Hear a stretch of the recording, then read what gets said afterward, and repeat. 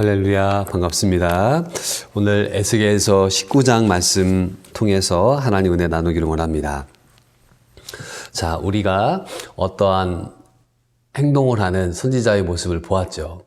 그래서 행동 예언이라 해서 오른쪽으로 매치를 자고 왼쪽으로 매치를 자고 또 수염을 잘라서 성읍에서 뿌리고 불태우는 그런 에스겔의 행동 예언들을 보았습니다. 그거는 하나님 말씀을 전하는 다양한 방법들 가운데 하나인 것입니다. 근데 오늘은 노래를 불러요. 노래. 1절에 보시면은 너희 이스라엘 고관들을 위하여 애가를 지어라. 슬픔의 노래를 지어라. 장승곡을 지어라. 왜냐하면은 이 노래는 어떤 역사적인 교훈들을 이야기하기 때문에 그렇습니다. 그래서 우리나라도 보면은 슬픈 노래들이 많이 있는데 아리랑 같은 노래는 우리 민족의 한을 담겨져 있죠.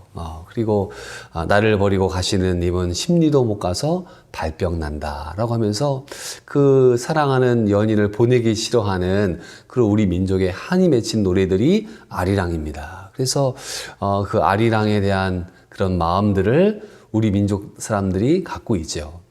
또 제가 초등학교 때는 독도는 우리 땅이라는 노래를 많이 불렀습니다. 예, 울릉도 동남쪽 백길 따라 200리 하면서 그 독도에 대한 노래를 부르면서 그래 우리는 독도가 우리나라 땅이야 라고 이 노래를 부르면서 굉장히 잘 알게 되었습니다. 역사적인 것도 알게 됐죠. 그리고 또 통일에 대한 노래들도 우리가 많이 불렀습니다. 어렸을 때 새마을 운동 노래도 불렀습니다. 그러니까 그 노래가 그 시대를 대표하는 것이라고 볼 수가 있어요.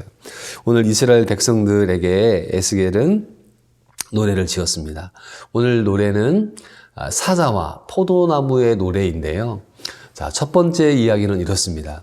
어떠한 암사자가 새끼 사자를 하나 키웠습니다. 근데 그 새끼 사자가 먹이를 먹는 훈련들을 하다가 먹이를 잡아야 되는데 사람을 잡아먹습니다. 예, 사람을 삼키려고 합니다. 결국에는 그 사자를 잡아다가 끌고 갔다. 애굽으로 끌고 갔다라고 이야기를 합니다. 자, 제가 한번 읽어볼게요. 2절에 보시면은 부르라 내 어머니는 무엇이냐 암사자라 그가 사자들 가운데 엎드려 젊은 사자들 중에서 그 새끼를 기르는데 그 새끼 하나를 키우며 젊은 사자가 되어 먹이 물어뜯기를 배워 사람들을 삼키게 되었다. 4절입니다. 이방이 듣고 함정으로 그를 잡아 갈고리로 꿰어 끌고 애굽 땅으로 갔다. 자, 이스라엘 백성들에게 사자는 왕을 뜻하거든요. 왜 그러냐면은 이 창세기 49장에 보면은 야곱이 죽기 전에 12명의 아들들을 놓고 축복 기도를 합니다. 쭉 축복 기도를 하다가 그 12명의 그 아들 가운데 누가 이 가문을 이끌 것인가? 유다가 네 번째 아들인데요. 그 족속을 이끄는 지도자가 됩니다. 그래서 유다를 어떻게 축복하느냐?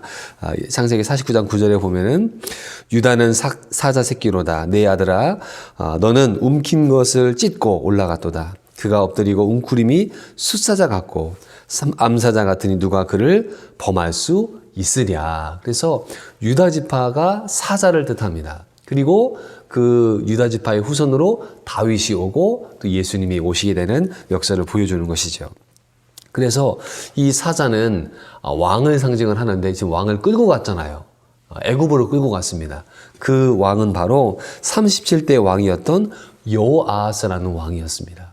그 왕은 3개월 동안 나라를 다스렸는데 그가 행한 통치 기간을 어떻게 표현했느냐? 하나님 보시기에 악을 행하였다. 그의 아버지 요아스가 있지만 그 요아스의 길을 따라가지 아니하고 악한 사람들의 길을 따라가게 되었습니다. 이 바로누가 이 여호아스를 데려갔습니다. 그래서 23살의 왕이 된 이 젊은 왕은 하나님의 뜻보다는 자기의 욕망, 우상숭배 이것을 범하다가 3개월만 통치하다가 이제 애굽으로 끌려가서 죽게 됐습니다. 슬픈 이야기죠. 두 번째 왕의 이야기가 나옵니다. 그래서 이 두 번째 왕은 또 사자를 한 마리 키우는데요. 그 사자가 많은 훈련을 해가지고 굉장히 힘 있는 사자가 됐습니다. 그런데 그 사자가 또 사람들을 잡아먹는 거예요. 그리고 그 사자가 도시를 파괴하는 일들을 저지르게 됩니다. 결국에 그 사자도 바벨론으로 끌려가게 되었다라고 하는 두 번째 노래를 부릅니다. 자, 5절입니다. 제가 읽겠습니다. 암사자가 기다리다가 소망이 끊어진 줄을 알고 그 새끼 하나를 또 골라 젊은 사자로 키웠다. 이제 또 다른 왕을 키웠습니다. 젊은 사자가 되매 여러 사자들 가운데서 왕래하며 먹이 물어뜯기를 배워 사람을 삼키며 열심히 이제 공부도 많이 하고 했는데 도리어 이 왕도 사람들을 삼키는 삶을 살게 되었습니다. 7절입니다. 그의 궁궐들을 헐고 성읍들을 부수니 그 우는 소리로 말미암아 땅과 그 안에 가득한 것이 황폐하게 되었다. 그 왕 때문에 도시가 폐허가 되고 이제 망해가는 그런 모습들을 보게 됩니다. 결국에 8절입니다. 이방이 포위하고 있는 지방에서 그를 치러 와서 그의 위에 그물을 치고 함정을 잡아 우리에 넣고 갈고리로 끌고 바벨론 왕에게 이르렀나니 그를 옥에 가두어 그 소리가 다시 이스라엘 산에 들리지 아니하게 하려 함이라. 이 유다의 38번째 왕이었던 여호야긴 왕은요, 하나님 말씀을 불에 태우던 그런 왕이었습니다. 그래서 하나님께서 그에게 왕권을 주셨지만 하나님 말씀대로 나라를 이끌지 아니하고 하나님 말씀을 무시하고 또 예레미야나 이런 선지자들의 말들을 무시하다가 결국에는 심판받는 인생이 되고 말았다는 것입니다. 결국에는 두 번째 사자의 노래도 슬픔으로 끝납니다. 세 번째는 포도나무의 노래인데요. 이 포도나무를 물가가 있는 곳에다가 심었습니다. 그러면 포도나무는 얼마나 큰 축복입니까? 그런데 이 포도나무가 교만해진 거예요. 그 나무를 스스로 자랑하는 교만을 갖게 돼서 결국에는 그 포도나무를 뽑아서 광야에다 심게 되었고 거기 광야에서 메말라서 죽게 되었다라고 노래합니다. 이 포도나무는 누구를 뜻하느냐? 시드기야 왕을 뜻합니다. 39대 왕으로 이제 남쪽 유다의 마지막 왕이 되었고 드디어 다윗의 왕가가 멸절하고 멸망하게 되는 것을 보게 됩니다. 그 내용을 적었습니다. 자, 10절입니다. 내 피의 어머니는 물가에 심겨진 포도나무와 같아서 물이 많음으로 열매가 많고 가지가 무성했다. 그래서 하나님께서 복 주시는 그런 왕권을 누리고 있었는데 교만했다는 거예요. 11절이요. 그 가지들은 강하여 권세 잡은 자의 귀가 될 만한데 그 하나의 키가 굵은 가지 가운데에서 높았으며 많은 가지 가운데에서 뛰어나 보였다. 굵은 가지가 있어서 자기를 너무나 높인다는 거예요. 12절입니다. 분노 중에 뽑혀서 땅에 던짐을 당하매 그 열매는 동풍에 마르고 그 강한 가지들은 꺾이고 말라 불에 탔다. 그래서 하나님이 뜨거운 동풍을 부르시니까 그 나무가 메말라 죽게 되는 것이죠. 자, 13절입니다. 이제는 광야 메마르고 가물이 든 땅에 심어진 바가 되었고 결국에는 그 포도나무가 물가에 있다가 사막에 있는 광야에다가 포도나무를 심었습니다. 살아남겠습니까? 죽겠죠. 결론이 14절이네요. 불이 그 가지 중에서 하나에서부터 나와 그 열매를 태우니 권세 잡은 자의 귀가 될 만한 강한 가지가 없도다 하라. 이것이 애가라. 후에도 애가가 되리라. 아멘. 결국에는 그 노래는 애가로 시작해서 애가로 끝난다는 것입니다.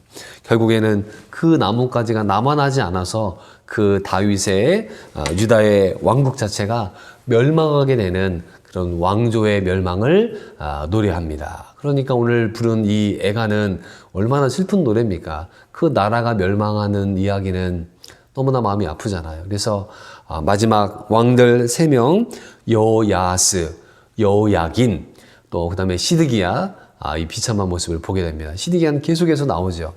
특별히 이 시드기야는요, 멸망당한 이야기가 3번이나 나옵니다. 얼마나 이것을 강조하는지 성경에 한 왕이 멸망하는 내용을 3번이나 기록했습니다. 그 왕의 처우는 얼마나 처참합니까? 자기의 어린 아들들, 왕자들이 있는데요. 그 왕자들을 눈앞에서 죽게 합니다. 자기 아버지가 자기 자식이 눈앞에서 죽는 것을 보았다. 그 얼마나 슬픈 이야기입니까? 그리고 그 두 눈을 뽑아서 포로로 끌려가게 됐습니다. 사람이 아닌 것이죠. 짐승으로 취급을 하다가 그가 비참하게 죽게 됩니다. 그러니까 하나님 말씀에 불순종하는 자의 최후를 보여주는 것이고, 지옥이 딴 데가 지옥입니까? 그 삶 자체가 지옥인 것입니다. 그래서 우리가 하나님의 심판을 두려운 마음으로 알고 믿음 생활을 해야 되는 것입니다. 자, 그러면 이스라엘 백성들은 어찌하여 이렇게 멸망하게 되었느냐? 계속해서 예레미야, 에스겔 이야기를 하죠. 그들이 멸망했던 이유는 하나님에 대한 언약을 어겼다. 그들이 우상 섬기는 것들을 좋아했죠. 주변 나라들이 우상을 섬기니까 그들들 대보입니다. 와, 정말 큰 우상 앞에서 춤을 추고 노래하고 뭔가 있는 것 같습니다. 그러나 그 우상들은 돌멩이에 불과해요. 쇳덩이에 불과해요. 근데 이스라엘 백성들은 그것을 깨닫지 못하고 우상을 섬기다가 하나님의 심판을 받게 되었습니다. 그 당시에 지도자들이 무능했습니다. 신앙에 대한 통찰력도 없었고 국제 외교에 대한 통찰력도 없었습니다.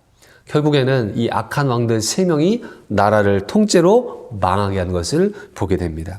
또 백성들은 어떠했습니까? 백성들 역시 어리석고 불신앙으로 빠져 있었습니다. 그러니까 나라가 망할 때는요, 왕 하나로 망하지 않습니다. 왕과 고관들과 백성들이 다 같이 하나님을 떠나게 되고 방탕한 삶을 살게 되었을 때 그 나라가 멸망했다는 것을 역사를 통해 우리가 배우게 되는 것입니다. 마지막으로 이스라엘 백성들은요, 예루살렘 성벽에 대한 교만을 갖고 있었습니다. 이 성벽이 저도 예루살렘을 가봤는데요, 얼마나 높은지 모릅니다. 한 20m 넘게 되어 있습니다. 그러면 옛날에 그 사다리를 놓고 높은 산 위에 있는 그 성을 어느 누가 침략을 하겠습니까? 그러니까 그들이 교만한 마음을 가졌죠. 하나님이 지켜주신다는 믿음을 가져야 되는데 성벽을 의지했습니다. 우리도 오늘날에 얼마나 많은 성벽들을 우리가 믿고 살아가고 있습니까? 직장이 내 성벽이 되고, 사업차가 내 성벽이 되고, 자식이 내 성벽이 되고, 나의 건강이 성벽이 되고, 나의 잘난 것들이 내 성벽이 되어서 하나님 떠난 인생들이 얼마나 많습니까? 근데 하나님이 어떻게 하신다고요? 이렇게 심판하신다고 이야기하고 있습니다. 지금 우리나라도 얼마나 이 혼란스러운 시대를 살아가고 있습니까? 하나님을 의지해야 되는데 하나님보다는 세상의 쾌락, 세상의 물질, 세상의 권력, 이것들을 사람들이 다 거기에 빠져 있는 것들을 보게 돼요. 기도하는 자리들은 점점점 약해져 가고 있고, 또 하나님을 의지하는 사람들의 마음들도 점점점 약해져 가고 있는 시대를 살아가고 있습니다. 그러니까 이 이스라엘의 멸망을 보고 우리가 말씀을 들으면서 지금 우리나라가 이렇게 가는 것은 아닌가. 코로나 때문에 예배 출석률이 보통 30% 이하로 떨어졌고요. 뭐 헌금도 엄청나게 떨어졌겠죠. 또 우리 주일학교는 초토화됐습니다. 그래서 저도 우리 주변에 있는 목사님들 얘기를 들어보면은 아이들이 오지 않는 것이죠. 저도 우리 아이들을 계속 전도하는데 아이들이 부모님이 못 가게 하는 거예요. 교회 가지 마라. 뭐 뉴스에 교회에서 코로나 났다. 뭐 이런 뉴스들이 나오니까 불신자들 가정에서는 아이들 아예 보내지 않습니다. 또 믿는 자 가정에서도 보내지 않습니다. 그러니까 다음 세대로의 이 신앙이 연결되어야 되는데 그것이 끊겨지고 있는 그 안타까움을 보고 있습니다. 기도 많이 해주십시오. 말씀을 맺겠습니다. 오늘 지도자의 실패가 공동체의 실패인 것을 보여줍니다. 그래서 우리는 지도자들 위해서 기도해야 됩니다. 나라의 지도자들, 대통령을 비롯한 우리 고위 공직자들, 또 공무원들, 그들이 어긋난 길로 가지 않도록, 하나님을 두려워하도록 이 시스템들이 갖춰지도록 기도해야 됩니다. 어제 이명박 대통령이 구치소에 갔다는 소식을 뉴스를 통해 다 들으셨을 것입니다. 참으로 불행한 나라로구나 라는 생각들을 하게 됩니다. 우리나라 대통령들이 감옥에 가게 되고, 또 지금도 감옥에 2분이나 있고, 또 한 번은 또 그 세상을 떠나는 일들이 일어나지 않았습니까? 참으로 안타까운 이 우리나라 현대사를 우리가 살아가고 있습니다. 그래서 하나님 우리에게 요셉과 같은 지도자, 느헤미야 같은 지도자, 다니엘과 같은 지도자를 주십시오 라고 기도하셔야 되고, 그런 인물들을 교회에서 길러내지 않으면 안 됩니다. 사법고시 준비하시는 분들이 전에 가서 공부하잖아요. 그리고 고시 패스하지 않습니까? 다 불자로 거듭나는 거 아니겠습니까? 교회에서 젊은이들을 키울 수 있도록 우리가 함께 기도하셔야 됩니다. 그 다음에 우리가 낙관주의를 경계해야 되겠다. 낙관주의는 잘 될 거야 그냥 잘 되는 게 없습니다. 우리가 어려울 때 경계심을 가지고 깨어 있어야 되거든요. 불안한 때 그 불안을 보고 경계하며 기도하고 있어야 됩니다. 막연히 잘 된다는 것은 없습니다. 그래서 하나님 앞에 정말 이 나라가, 이 민족이, 우리 한국교회가 다시 살아나게 하옵소서 우리는 기도하셔야 돼요. 마지막으로 민족을 위한 애가가 필요합니다. 이 슬픈 노래를 부르게 함으로 그 나라에 대한 교훈을 이야기하지 않았습니까? 우리가 불러야 될 노래는 십자가의 노래인 것입니다. 예수님은 십자가에서 죽으심으로 우리의 죄를 용서해 주셨고 부활하심으로 우리에게 승리를 주시지 않았습니까?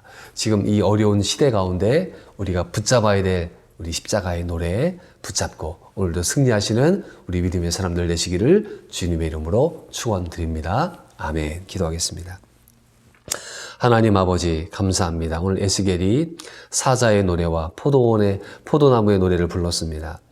마지막 이스라엘의 왕이었던 여호야하스와 여호야긴과 시드기야를 보게 됩니다. 하나님 악한 왕들로 말미암아 백성들이 고통을 받았습니다. 우리나라에 좋은 지도자들을 하나님 세워주셔서 하나님을 두려워하고 백성을 아끼며 사랑하며 자신의 삶을 들여서 헌신할 수 있는 정말 훌륭한 믿음의 지도자들이 우리나라에 있기를 간절히 축복합니다. 그 지도자들을 교회에서 길러내기를 원합니다. 교회 어린이, 청소년, 청년들이 하나님 나라의 꿈을 가지고 기도하며 공부하며 미래를 준비할 수 있도록 하나님 도와주시옵소서. 아버지 하나님 간과없기는 우리가 낙관주의에 빠지지 않도록 붙잡아 주시기 원합니다. 깨어서 기도하며 경계하는 저희들 되게 해주시고 일어선 자는 넘어질까 조심하라 이 말씀 붙잡고 믿음으로 살기를 간절히 기도합니다.